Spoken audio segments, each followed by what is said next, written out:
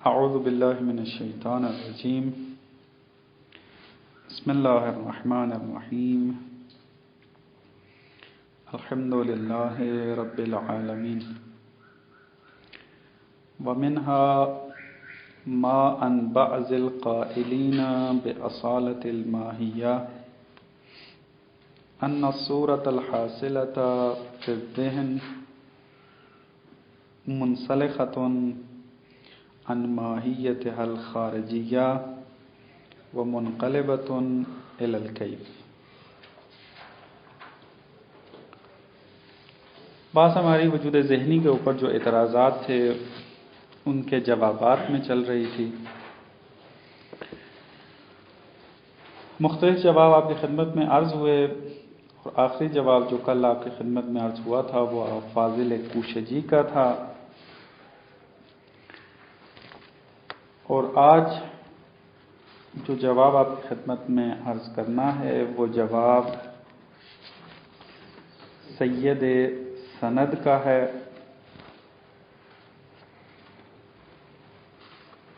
سید سند اس کا پورا نام صدر الدین محمد بن ابراہیم الشیرازی ہے، اور 903 ہجری قمری کے اندر ان کو قتل کر دیا گیا۔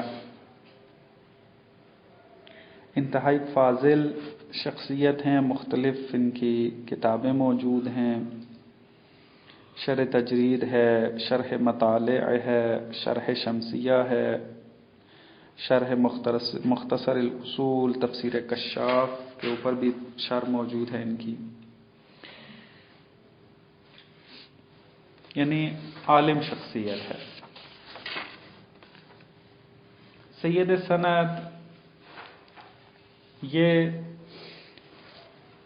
مبنا کے اعتبار سے اصالت ماہوی ہے، یعنی ماہیت کو اصیل مانتے ہیں اور وجود کو اعتباری۔ ان کے سامنے جب وجود ذہنی کے اس اعتراض کو رکھا گیا، پیش کیا گیا کہ اگر وجود ذہنی کے قائل ہو جائیں تو لازم آئے گا کہ ایک چیز پر دو متباین مقولے صدق ہے، اور یہ محال ہے، بس وجود ذہنی کا اعتقاد رکھنا درست نہیں ہے۔ جناب شیخ سید سند جواب میں یہ بیان کرتے ہیں کہ اصلاً خارج سے جب ماہیت ہمارے ذہن میں آتی ہے تو یہ منقلب ہو کر ہمارے ذہن میں آتی ہے۔ مثلا ماہیت اگر خارج میں جوہر تھی تو یہ جب ذہن میں آئے گی تو اس وقت یہ منقلب ہو جائے گی اور ایک اور حقیقت میں بدل جائے گی، مثلا کیف میں تبدیل ہو جائے گی۔ کیوں اس نظریے قائل ہوئے کہ ماہیت منقلب ہو جاتی ہے جب وہ ذہن میں آتی ہے؟ پس اشکال وارد نہیں ہوتا، کیونکہ اشکال کب وارد ہو رہا تھا کہ ماہیت ہمارے ذہن میں آئی، اس ماہیت پر جوہر کا بھی اطلاق ہو رہا ہے چونکہ بے عین ہی خارج والی ہے، اور کیف کا بھی اطلاق ہو رہا ہے چونکہ یہ ماہیت ہمارا علم ہے۔ جناب سید سند فرماتے ہیں کہ اصلاً جو ماہیت خارج سے آپ کے ذہن میں آ رہی ہے، درست ہے وہ خارج والی ماہیت ہی ہے، لیکن جب وہ خارج سے اٹھ کر آپ کے ذہن میں آتی ہے تو جوہر سے نکل کر کیف میں بدل جاتی ہے۔ بس دو مقولے نہیں ہیں یہاں پر تاکہ اشکال وارد ہو کہ ایک چیز پر دو مقولے کیوں صدق ہوئے ہیں، کیونکہ منقلب ہو گئی ہے ماہیت۔ خارج ماہیت پر اطلاق ہو رہا تھا جوہر کا، جوہر کے تحت مندرج تھی، جوہر کی مصداق تھی یہ ماہیت خارجی، مثلا انسان، جب یہ ذہن میں آئے گی تو منقلب ہو جائے گی، اور منقلب ہو کے کیف میں بدل جائے گی۔ تو بس یہاں پر جوہر نام کی کوئی چیز نہیں ہے ذہن میں جب ماہیت آئی ہے، ایک ہی چیز ہے اور ایک ہی مقولہ اس کے اوپر صدق کر رہا ہے، بس اشکال وارد نہیں ہوتا۔ کیوں اس بات کے قائل ہوئے ہیں کہ انقلاب آتا ہے اور کیسے انقلاب آتا ہے؟ اس کی وجہ یہ بیان کرتے ہیں خود جناب سید سند، وہ فرماتے ہیں کہ موجودیت مقدم ہے ماہیت کے اوپر۔ یعنی کیا مراد؟ کہتے ہیں ماہیت اپنی ذات میں نہ تو جوہر ہے نہ ہی عرض، نہ ہی جوہر ہے نہ ہی کیف ہے، نہ ہی کم ہے نہ ہی متاع، کوئی رنگ نہیں رکھتی ماہیت اگر اس کو اب اس کی ذات کے اعتبار سے دیکھا جائے۔ یہ ماہیت جوہر تب بنے گی کہ جب ماہیت کا وجود خارجی کون سا ہو؟ جوہر والا۔ اور اگر اس کا وجود خارجی کم، کیف، متاع اس قسم کا ہوگا تو اس کی ماہیت بھی کیا ہو گئی؟ کم، کیف وغیرہ یہ مقولے رکھے گی، اس کے تحت مندرج ہوگی۔ پس موجودیت مقدم ہے خود ماہیت کے اوپر، کیونکہ اگر موجودیت نہ ہو تو اصلاً ماہیت ہی نہیں ہوگی۔ ماہیت کو تحقق دینے والی چیز کون ہے؟ موجودیت ہے۔ پس موجودیت کے بغیر ماہیت کچھ بھی نہیں ہے۔ پس جب خود ماہیت کی ذات نہیں رہے گی، اگر موجودیت نہ رہی تو یہ نہ جوہر ہے نہ عرض ہے۔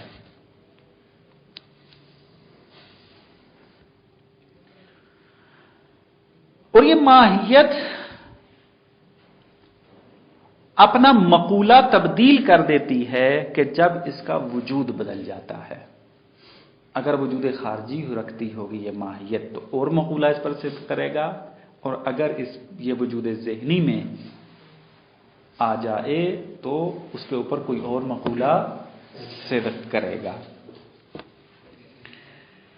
پس معلوم یہ ہوا کہ ماہیت جب وجود پیدا کرتی ہے اس وقت اس پر اطلاق ہوتا ہے یا جوہر کا، یا کم کا، یا کیف کا، یا متاع کا، یا عین کا، اس قسم کے مقولوں کا۔ اگر وجود بدل جائے تو ماہیت اپنا مقولہ بھی کیا ہے؟ بدل دیتی ہے، بدل جاتا ہے اس کا۔ اب شیخ سند پر پھر یہ اشکال ہوتا ہے، خود شیخ سند اس اشکال کو ذکر کرتے ہیں، شیخ کہہ رہا ہوں سید سند جو ہیں وہ ذکر کرتے ہیں اس اشکال کو اپنے اوپر۔ اشکال کیا ہے؟ اشکال یہ ہو جائے گا، اول میں تمثیل دے دوں اس مطلب کو سمجھانے کے لیے، پھر اس کے اشکال کی طرف آتے ہیں۔ کہتے ہیں کہ دیکھیں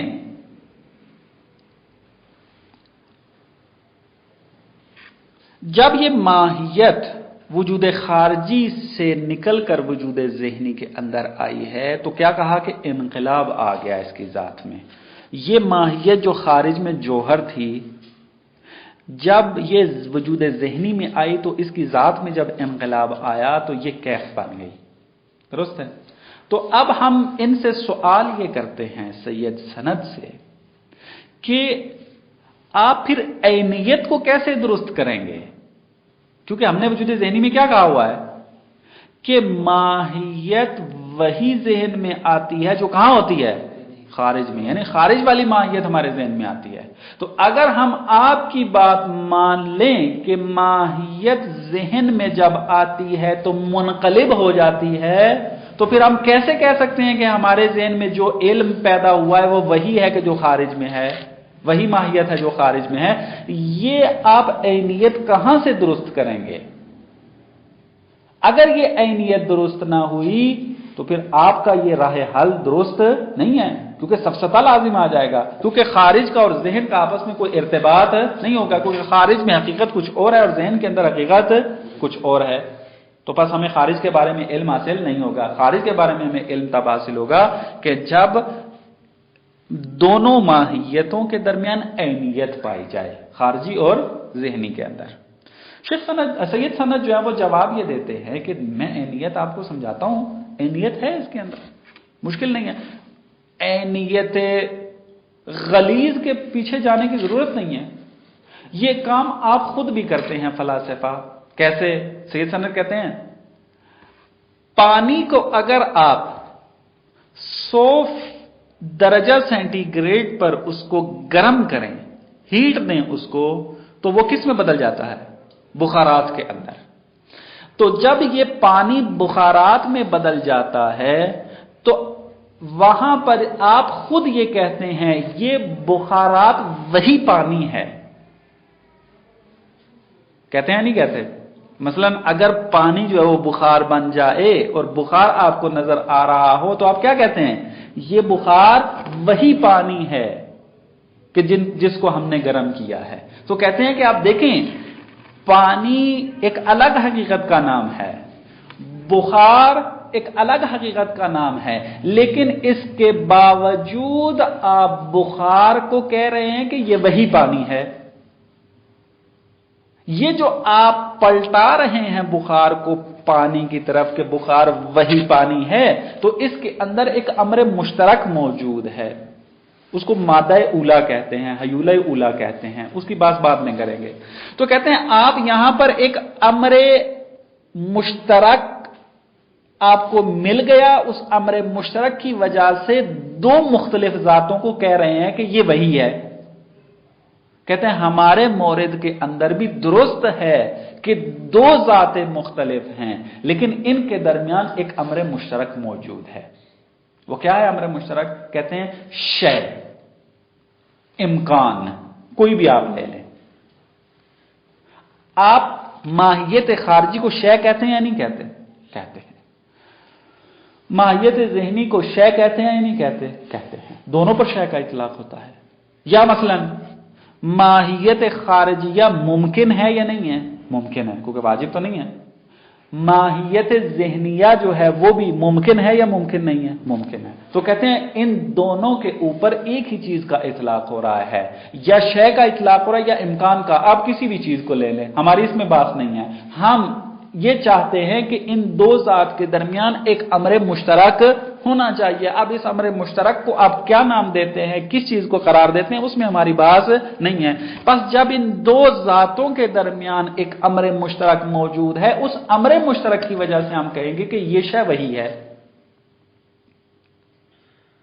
شے ہے کہ جس نے پہلے لباس پہنا ہوا تھا جوہر کا، اب اسی شے نے کیا کر لیا؟ لباس پہن لیا کیف کا۔ امر مشترک جب موجود ہے اس کے اندر، تو جس طریقے سے آپ بخار کو وہی پانی کہہ رہے تھے، ہم اس ماہیت ذہنیہ کو کیا کہیں گے؟ یہ وہی ماہیت ہے جو کہاں ہے؟ خارج والی تھی۔ فرق یہ ہے کہ اس ماہیت ذہنیہ نے پہلے لباس پہنا تھا جوہر کا، اب لباس پہن لیا کس کا؟ کیف کا۔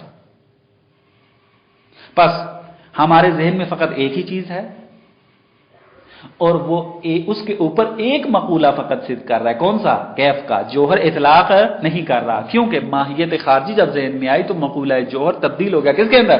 مقولہ کیف کے اندر۔ بس ایک چیز ہے، ایک ہی مقولہ صدق کر رہا ہے اور وجود ذہنی کی مشکل حل ہو جاتی ہے، کیونکہ اشکال کیا تھا کہ ایک ہی چیز پر دو مقولے صدق کر رہے ہیں، اور یہاں پر ایک ہی چیز ہے اور ایک ہی مقولہ ہے، بس اشکال وارد نہیں ہے۔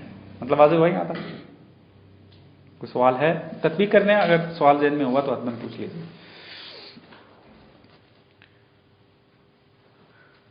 ما ان بعض القائلین باصالۃ الماہیہ، سید سند یعنی یہ بعض القائلین باصالۃ الماہیہ سے مراد السید سند ہیں۔ سید سند فرماتے ہیں کہ ان الصورۃ الحاصلۃ فی الذہن منسلخۃ अन माहियत हल खारजिया, कहते हैं कि वो जो सूरत जहन में हासिल होती है ये माहियत खारजिया से जुदा होती है, मुनसलिख होती है, जुदा होती है। व मुनक़लिबतुन इलल कैफ, और मुनक़लिब हुई होती है, बदल जाती है किसके अंदर? कैफ के अंदर। बयान ज़ालिक, तोज़ी देते हैं, अन्ना मौजूदियतल माहिया मुतक़द्दिमतुन अला नफ्सिहा, माहियत की मौजूदियत मुक़द्दम है खुद माहियत के ऊपर। फमाक़त इन नज़र अनिल वजूद ला माहियत असला, अगर हम वजूद से कत्ए नजर कर लें, वजूद को निगाह में ना रखें, तो असलन माहियत नाम की कोई चीज नहीं होगी। माहियत को तहक़्क़ुक़ देने वाली जो जात है वो वजूद है, मौजूदियत बस मुक़द्दम है माहियत के ऊपर। और इस बात का इजाफा कर लें कि वजूद आकर तय करता है कि ये माहियत जौहर है या अरज है, और अरज में से भी कम है, कैफ है, मता है, क्या है।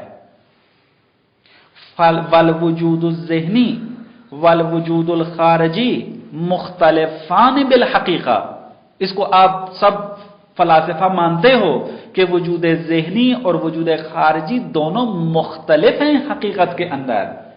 इब्तिदाई फासिल के अंदर आपके लिए जिक्र किया था कि वजूद खारजी उस वजूद को कहा जाता है कि जिस पर आसार मतलूबा मुरतब होते हैं, और वजूद ज़हनी उस वजूद को कहा जाता है जिस पर आसार खारजिया मुतरत्तिब नहीं होते।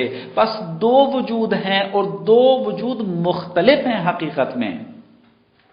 बस जब माहियत के बारे में फैसला वजूद के जरिए करना है तो फिर फ़इज़ा तबद्दलल वजूद बिसैरूरतिल वजूदिल खारजी ज़हनिया, बस जब वजूद तब्दील हो गया, कैसे वजूद तब्दील हो गया कि वजूद खारजी बन गया क्या? ज़हनी। सरूरत बनने के माना में है कि वजूद खारजी वजूद ज़हनी बनकर तब्दील हो गया, तो इस तबद्दुल का नतीजा क्या निकलेगा?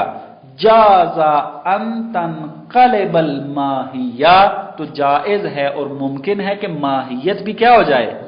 मुनक़लिब हो जाए, क्योंकि माहियत अपनी जात में कुछ नहीं है, वजूद ने इसके बारे में तय करना है कि इसने जौहर बनना है या अरज बनना है।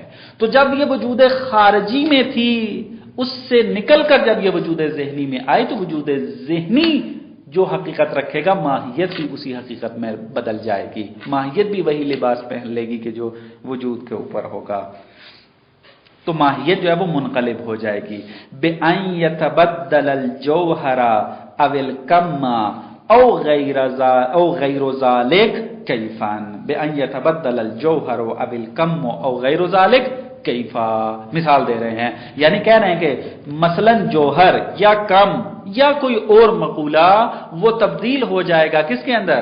कैफ के अंदर, क्योंकि वजूद ज़हनी में जो माहियत जाएगी वो कैफ बनेगी, कैफ के अलावा कोई और मकूला सिद्क़ उसके ऊपर नहीं करता। फलैसा लिश्शैइ बिन्नज़र इला ज़ातिही हक़ीक़तुन मुअय्यनतुन, शय को अगर उसकी अपनी जात के एतबार से देखो तो कोई हकीकत मुअय्यन नहीं रखती। बलिल कैफियतुज़ ज़हनिया इज़ा वुजिदत फिल खारिज काना जौहरन औ गैरा, वल जौहरुल खारजी इज़ा वुजिदा फिज़ ज़हन काना कैफन नफसानिया।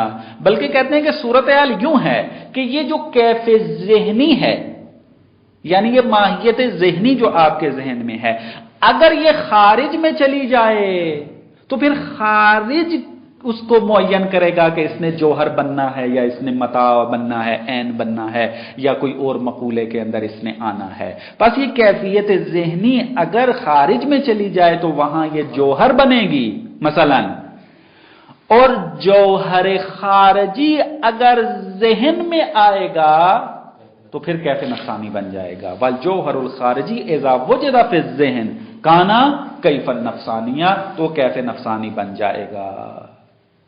بس یہ انقلاب سمجھا دیا سید سند نے کہ ماہیت اس طریقے سے منقلب ہوگی، کیونکہ ماہیت اپنی ذات میں کچھ نہیں ہے، اس ماہیت کے جو حقیقت ہے اس کو معین کرنا ہے وجود نے آ کر، وجود نے طے کرنا ہے کہ یہ ماہیت جوہری بنے یا غیر جوہری۔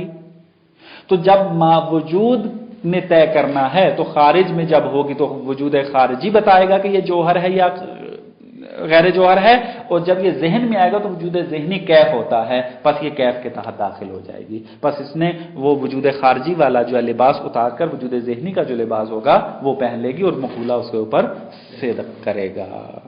اس پر بھی تو اشکال ہوگا خود سید سند پر، کیونکہ یہ تو اصل تعلق ماہیہ کا ہے، لیکن یہاں پر خود اس نے یہ جو علامہ نے کیا کہ یعنی وجود کے علاوہ ماہیت کچھ بھی نہیں، گویا کہ وجود کو اصل مان رہا ہے۔ جی جی، علامہ یہ اشکال کریں گے ان کو انشاءاللہ، اشکال میں آئیں گے تو کریں گے اس کے بارے میں۔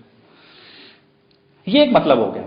اب وہی سوال جو میں نے قاری میں عرض کیا تھا، آقا سید سند ہمیں عینیت چاہیے اور آپ مباینت ثابت کر رہے ہیں ہمارے لیے، کیونکہ ماہیت خارجی جوہر ہے اور ماہیت خارجی کیف ہے، جوہر تو اطلاق ہی نہیں کرتے اس کے اوپر، بس مباینت ثابت کر دیا آپ نے، ہمیں عینیت چاہیے، وہ کیسے درست کریں گے؟ وہ اس طریقے سے بیان کرتے ہیں، وَأَمَّا مُبَايَنَةُ الْمَاهِيَّةِ الذِّهْنِيَّةِ لِلْخَارِجِيَّةِ، کہتے ہیں ماہیت ذہنیہ کا مباین ہونا ماہیت خارجی کے لیے، حالانکہ ان مدعا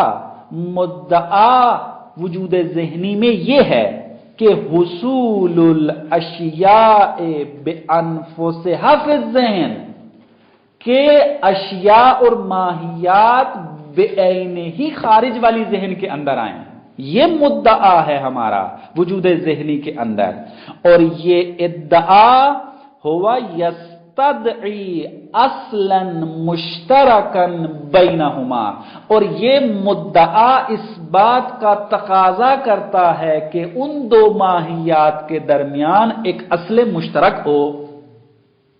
ماہیت خارجی اور ماہیت ذہنی تب عینیت پیدا کریں گی کہ جب ان کے درمیان ایک اصل مشترک ہونی چاہیے، ایک امر مشترک ہو کہ جس کی وجہ سے ہم کہیں گے کہ یہ وہی ہے۔ بات واضح ہے؟ تو کہتے ہیں کہ مدعا تو یہ ہے، لیکن ماہیت ذہنیہ ماہیت خارجیہ کے مباین ہے، کیا کریں اس کا؟ فَيَكْفِي، یہ فا کیا ہے؟ اس اما کا جواب ہے، فَيَكْفِي فِي تَصْوِيرِهِ، ہی کی ضمیر جاری ہے اصل مشترک کی طرف، تو کافی ہے امر مشترک کو تصور کرنے میں کافی ہے ان یصور العقل امرا مبہما مشترکا بینہما، کہ ایک ایسے امر مبہم کو تصور کرے کہ جو کیا ہو؟ ان دو کے درمیان مشترک ہو۔ یصحح بہ ان ما فی الذہن هو الذی فی الخارج، اور اسی امر مبہم کو جس کو عقل نے تصور کرنا ہے امر مشترک، اسی کے ذریعے تصحیح ہو جائے گی اس چیز کی کہ جو بھی ذہن میں ہے وہ وہی ہے جو خارج میں ہے۔ عقل آ کر ایک امر مبہم کو تصور کر لے، کیا کرے؟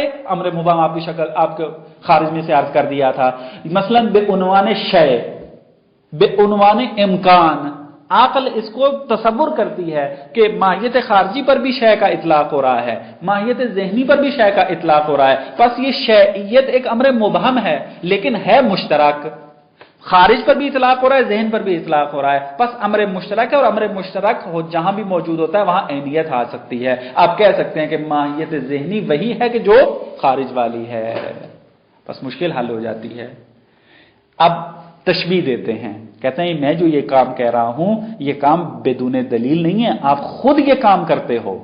فلاسفہ کو کہتے ہیں کما یصور المادۃ المشترکۃ بین الکائن والفاسد المادیین، جس طریقے سے عقل مادہ مشترک کو تصور کرتی ہے فاسد اور کائن کے درمیان، پانی کائن ہے اور بخار کیا ہے؟ फासिद है। कहते हैं कि इस काइन और फासिद दो चीजों के दरमियान अक्ल एक अमर मुश्तरक को तसव्वुर करती है, जिसको आप मादा उला कहते हैं, जिसको आप हयूला उला कहते हैं। इस मादा मुश्तरका को किसने ताकुल किया, किसने तसव्वुर किया? अक्ल ने। हालांकि एक काइन है, एक फासिद है, दोनों जुदा हैं हकीकत में। पानी और बुखार दो अलग हकीकतों का नाम है, लेकिन फिर भी इनके अंदर अक्ल ने मादा मुश्तरका को तसव्वुर किया, और उसी मादा मुश्तरका की वजह से आपने कहा कि बुखार वही पानी है। तो इसी तरीके से अक्ल आकर एक अमर मुबहम को, जो कि अमर मुश्तरक हो, उसको तसव्वुर करे बेउनवान शय, बेनामे इम्कान, किसी भी नाम से, उसके जरिए हम कहें कि माहियत ज़हनिया वही माहियत है जो माहियत खारिजिया है, जो खारिज में माहियत थी। बस दो चीजें भी हो गई और अमर मुश्तरक की वजह से एक भी हो गई, और वजूद ज़हनी का इश्काल भी बरतरफ हो गया। ये सैयद सनद की दलील और जवाब था उस इश्काल के मुकाबले में। वफी है, अल्लामा एतराज करते हैं, फरमाते हैं कि असलन आपका मबना तो था असालतुल माहियत का, कि माहियत असील है और वजूद एक अमरे एतबारी है। वजूद अमरे एतबारी है, इसका माना, एतबारी का माना वो असालतुल वजूद में अर्ज किया था। हतमन उसको दोबारा सुन के आपने वो जो सवालात लिखवाए हैं उसमें जवाब आपने इस तरीके से लिखने हैं कि एतबारी का माना ये किया था कि वजूद को हम माहियत मौजूदा से इंतज़ा करते हैं, माहियत मुतहक्किका से इंतज़ा करते हैं। वाइला खारिज में फ़कत क्या है? माहियत है। वजूद जो है हम उसको इंतज़ा करते हैं कि अमर इंतज़ाई का नाम जो है वो वजूद है, और अमर इंतज़ाई ज़हन में होता है, खारिज में नहीं होता। तो आप कैसे कह रहे हैं कि माहियत पर मुक़द्दम है मौजूदियत, और वजूद जो है वो माहियत के लिए मुशख़्ख़स करता है कि उसने जोहर बनना है या गैर जोहर बनना है। बस ये आपके मबने के खिलाफ है। फरमाते हैं कि अव्वल अन्नहु ला मुहस्सिल लिमा ज़करहु, असलन कोई माना नहीं रखता वो मतलब कि जो सैयद सनद ने जिक्र किया है। क्या? मिन तबद्दुलिल माहियत व इख्तिलाफिल वजूदैन फिल हकीका, के माहियत का तब्दील हो जाना और हकीकत में दो वजूदों के मुख्तलिफ होना। दुरुस्त यही कहा था उन्होंने कि वजूद चूंकि मुख्तलिफ हैं और वजूदियत जो है वो मुकद्दम है माहियत के ऊपर, और इन वजूद के तब्दील होने की वजह से माहियत भी क्या हो जाती है? तब्दील हो जाती है। तो फरमाते हैं कि इसका असलन को माना नहीं बनता। क्यों नहीं माना बनता? बिनाअन अला मा ज़हबा इलैहि, क्योंकि इनका अकीदा जो है उसके मुताबिक तो को माना नहीं। असालतुल वजूदी कह रहा होता तो फिर बात मानने वाले थी कि वजूद को असल मान रहा है, वजूद जो है वो माहियत के लिए तकलीफ मुशख्खस कर रहा है, वजूद है जो माहियत की ज़ात को मुअय्यन कर रहा है, और वजूद के तब्दील होने से माहियत की भी ज़ात जो है वो लिबास उसका जो है वो अवज़ हो रहा है। ये असालतुल वजूदी कह रहा होता तो बात समझ में आने वाली थी। लेकिन बिनाअन अला मा ज़हबा इलैहि, लेकिन अकीदा सैयद सनद के मुताबिक कोई माना नहीं बनता इस मतलब का। क्या है उनका अकीदा? मिन असालतिल माहियत व इअ्तिबारियतिल वजूद, कि आप असालत माहियत और एतबारियत वजूद के कायल हैं। तो फिर कैसे इस मबने के तहत आकर आप इस मबने को, इस जवाब को बयान कर रहे हैं? या तो आप कहेंगे मैं असालतुल वजूदी हो गया हूं, फिर आपके जवाब को हम मानते हैं, लेकिन आप हैं असालतुल माहवी और आकर जवाब जो है वो असालतुल वजूदी के एतबार से दे रहे हैं। एक इश्काल। दूसरा इश्काल ये इनके ऊपर वारिद होता है वो ये कि आप नजरिया शबाह के कायल हो गए हैं तकरीबन। नजरिया शबा वाले भी यही कहते हैं कि खारिज की जो माहियत है उसकी तस्वीर हमारे जहन में आती है, वाइला खुद वो माहियत जो खारिज में खुद माहियत खारिजी हमारे जहन में नहीं आती। आप भी यही कह रहे हैं कि माहियत खारिजी खुद है, माहियत खारिजी हमारे जहन में नहीं आ रही है, बल्कि ये तब्दील होकर हमारे जहन में आ रही है। बस तब्दील होकर हमारे जहन में आना गोया कि ये वही माहियत नहीं है, और वजूद ज़हनी में हमें खुद माहियत खारिजी चाहिए, तब जाकर हमारा खारिज के बारे में इल्म दुरुस्त होगा। बस सैयद सनद के ऊपर दूसरा इतराज ये है कि आप नजरिए शबाह के कायल हो रहे हैं। پر نظریہ شبہ جو ہے وہ باطل ہے، ہم پہلے بیان کر چکے ہیں، بس آپ کا جواب تام نہیں ہے، وجود ذہنی کے اشکال کو حل نہیں کرتا۔ یہ سید سند کا جواب تھا۔ وثانیاً انہو فی معنی القول بالشبہ، کہ آپ کا یہ جو جواب ہے یہ شبہ کے قول کے معنی میں ہے، یعنی آپ شبہ کے قائل ہو گئے ہیں، بناءً علی ملتزم بہ من المغایرۃ الذاتیہ بین الصورۃ الذہنیہ والمعلوم الخارجی، اس بنا پر کہ جس کے آپ ملتزم ہوئے ہیں، کس چیز کے ملتزم ہوئے ہیں کہ صورت ذہنیہ اور معلوم خارجی کے درمیان مغایرت ذاتی پائی جاتی ہے، یعنی ذات اصلاً بدل جاتی ہے ماہیت خارجی کی جب وہ ذہن کے اندر آتی ہے۔ فَيَلْحَقُهُ مَا لَحِقَهُ، پس آپ کے اس جواب پر وہی اعتراض ہوگا کہ جو اعتراض کہاں ہوا تھا؟ نظریہ شبہ پر ہوا تھا۔ فَيَلْحَقُهُ یعنی ہو آپ کے جواب کو ملحق ہوگا وہی ما لاحقہ کہ جو لاحق ہوا تھا کس کو؟ قول شبہ کو۔ کیا ہے وہ؟ من محظور سفسطہ، کہ نظریہ شبہ سفسطہ ہے، واقع کے بارے میں ہمیں علم عطا نہیں کر سکتا۔ یہ تھا جواب سید سند۔ اس کے بعد جو جواب دیتے ہیں یہ محقق دوانی کا ہے۔ محقق دوانی کا جواب ذکر کرتے ہیں اور اس کے بعد پھر جو درست جواب ہے اس کو بیان کرتے ہیں۔ ہم محقق دوانی کے جواب کو دیکھ لیتے ہیں اور اس کے بعد پھر ملا صدرہ کے جواب کے جو درست جواب ہے علامہ طباطبائی کے نزدیک وہ پھر بعد میں دیکھیں گے۔ محقق دوانی، ان کا اصل نام جلال الدین محمد بن اسعد الدوانی الصدیقی الشافعی، یعنی اہل سنت کے علماء میں سے ہیں محقق دوانی۔ یہ 918 ہجری قمری میں فوت ہوئے ہیں اور میلادی 1512 بنتی ہے، اور یہ بھی ایران کے ہی فیلسوف میں ہیں، یعنی شیراز میں زندگی گزاری ہے انہوں نے، اور بہت ساری کتابیں فلسفے علوم عقلیہ کے اندر انہوں نے لکھی ہیں کہ ان کے حالات زندگی میں یہ تمام کتابوں کا نام آیا ہے۔ اہل سنت قدیم الایام میں بہت فیلسوف رکھتے تھے، یہ مثلا فخر رازی جیسی شخصیت ہے، محقق دوانی یہ ہے، فاضل کشجی ہے، غزالی ہے مثلا یہ، لیکن غزالی اور فخر رازی نے فلسفے کے خلاف جو کام کیا ہے اس کا نتیجہ یہ نکلا کہ آج اہل سنت میں سے فیلسوفان بالمعنی الحقیقی نہیں نکلتے، فیلسوف کم ہیں۔ اس کی وجہ یہ غزالی بنا ہے اور فخر رازی۔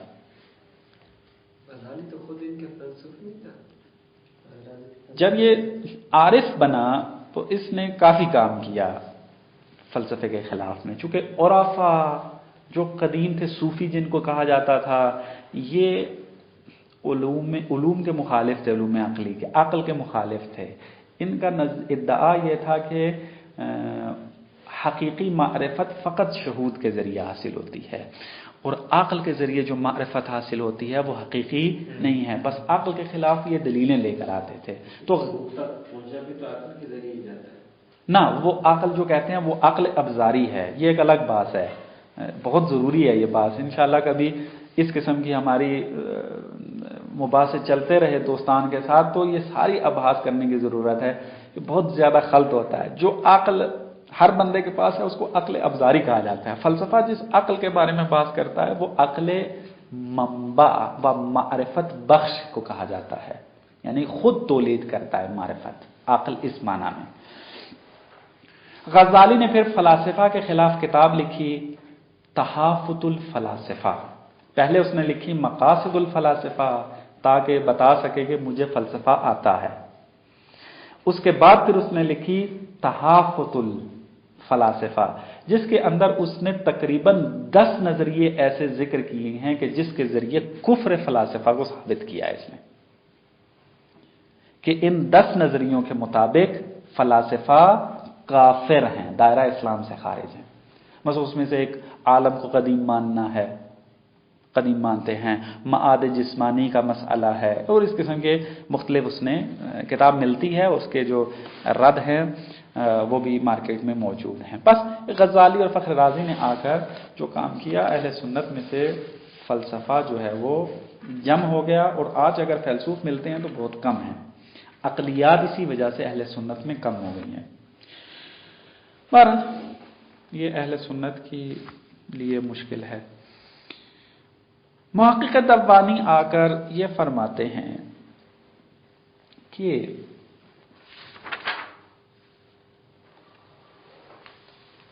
آپ کا ادعا یہ ہے، ہمارا یا وجود ذہنی کے اندر یہ ادعا ہے کہ جو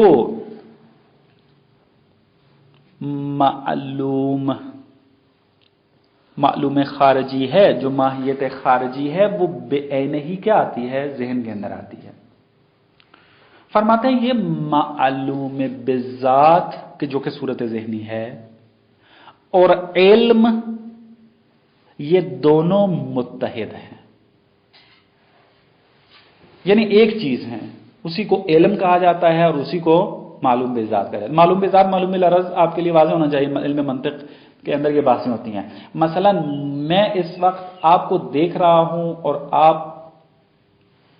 میرے معلوم ہیں، مجھے آپ کے بارے میں علم ہے، لیکن آپ کی ذات معلوم بالعرض ہے، لیکن آپ کی وہ تصویر کے جو میرے ذہن میں ہے، جس کے ذریعے میں آپ کو دیکھ رہا ہوں، کیونکہ میرا علم اصولی ہے اور علم اصولی مفاہیم کے ذریعے ہوتا ہے، میں آپ کے مفہوم کے ذریعے آپ کو دیکھ رہا ہوں، تو آپ کا مفہوم جو میرے ذہن میں ہے وہ کیا ہے؟ معلوم بالذات ہے، کیونکہ وہ میری ذات کے پاس حاضر ہے، وہ میرے پاس حاضر ہے، بس وہ معلوم بالذات بنے گا آپ کا جو مفہوم ہے، اور آپ کی خود جو ذات ہے وہ کیا ہے؟ معلوم بالعرض بنے گی۔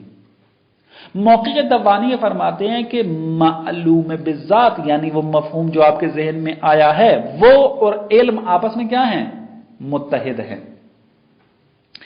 پس جب یہ متحد ہیں تو اس صورت ذہنیہ پر فقط ایک مقولے کا اطلاق ہوگا۔ وہ کون سا ہے؟ مقولہ جو خارج میں ہے، وہ مقولہ کے جو خارج میں ہے۔ یہ اگر خارج میں جوہر ہے تو جب یہ ذہن میں آئے گی تو کیا ہوگی؟ جوہر کہلائے گی۔ اگر وہ خارج میں متاع ہے تو ذہن میں بھی متاع ہوگی۔ اگر جو ہے خارج میں کیف ہے، عین ہے، تو ذہن میں بھی کیا ہوگی؟ عین ہوگی۔ تو کہتے ہیں یہ جو علم کو کیف کا نام دیا ہے فلاسفہ نے، کہ جو چیز ہمارے ذہن میں آتی ہے وہ علم ہے، اور علم مقولہ کیف کے تحت داخل ہوتا ہے، یہ کیف نفسانی میں سے ہے، تو یہ کیف نفسانی کہتے ہیں۔ پھر اس کا کیا کریں؟ کہتے ہیں فلاسفہ نے ان کو کیف نام دیا ہے تسامحاً، حقیقتاً وہ کیف نہیں ہے، تسامحاً اس کو کیف کہتے ہیں، مجازاً اس کو کیف کہتے ہیں۔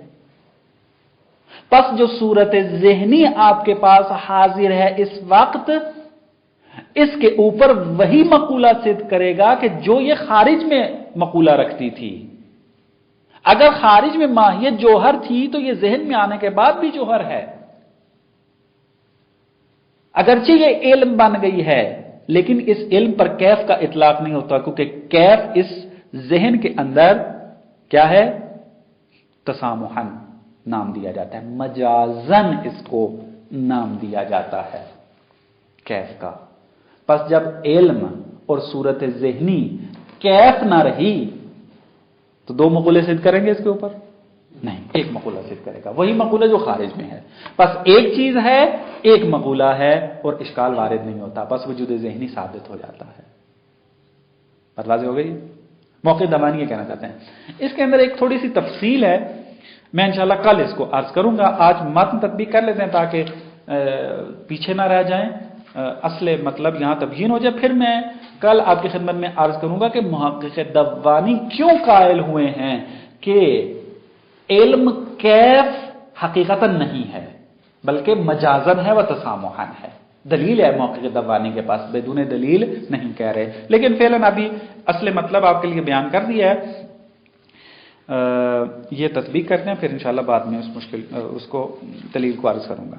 وَمِنْهَا مَا عَنْ بَعْضِهِمْ، کہتے ہیں بعض جو ہیں انہوں نے یوں جواب دیا جو کہ محقق دوانی ہیں، أَنَّ الْعِلْمَ لَمَّا كَانَ مُتَّحِدًا بِالذَّاتِ مَعَ الْمَعْلُومِ بِالذَّاتِ، کہتے ہیں علم جب متحد ہے بالذات، کس کے ساتھ متحد ہے؟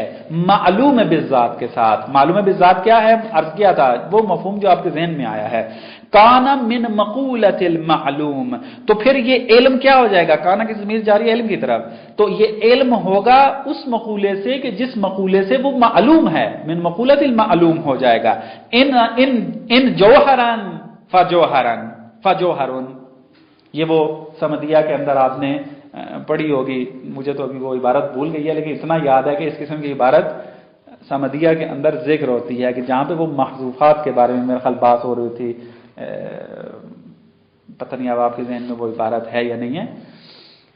اسی طریقے سے دو جملے ہیں، ان جوہرن فجوہرن، ان کانا جوہرن، اگر وہ معلوم خارجی جوہر ہوا، مقولہ جوہر اس پر صدق کیا، فہوا جوہرن، تو پھر علم بھی کیا ہوگا؟ جوہر ہوگا، تو ہوا جو ہے وہ علم کی طرف پلٹے گی۔ وَإِن کَمًّا فَکَمٌ، تو وہ کیا ہوگا؟ کم ہوگا۔ وہکذا، اسی طریقے سے آپ چل جائیں۔ پس چونکہ علم اور معلوم بالذات آپس میں متحد ہیں، ایک ہی ہیں، ان میں کوئی فرق نہیں ہے، اور یہ معلوم بالذات چونکہ خارج سے آیا ہے تو اس کا مقولہ وہی ہوگا کہ جو خارج والا ہوگا۔